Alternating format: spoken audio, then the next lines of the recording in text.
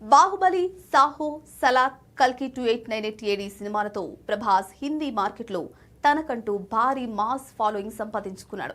North ఇండియాలో ఆయన సినిమాలకు భారీ ఓపెనింగ్స్ వస్తూ ఉంటాయి. దీంతో ప్రభాస్ నెక్స్ట్ సినిమాలపై నార్త్లో మంచి బజ్ ఉంది. ముఖ్యంగా ఫౌజీ విషయంలో హిందీ మార్కెట్ పరిస్థితి ఎలా ఉండబోతోందో అనే విషయం ఆసక్తికరంగా మారింది.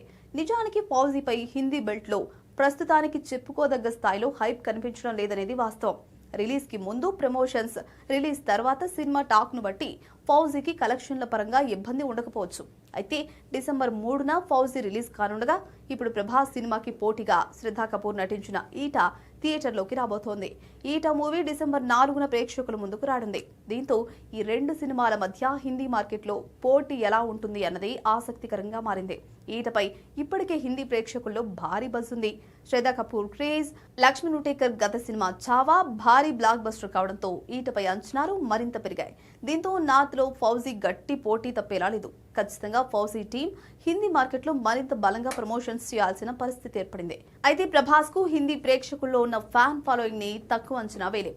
ఫౌజీకి ఏ మాత్రం హిట్ టాక్ పడినా చాలు, నార్త్ లో ఊహించని కలెక్షన్స్ రావడం గ్యారంటీ అన్నట్టు ప్రభాస్, శ్రద్ధా కపూర్ కలిసి సాహో సినిమాలో నటించారు.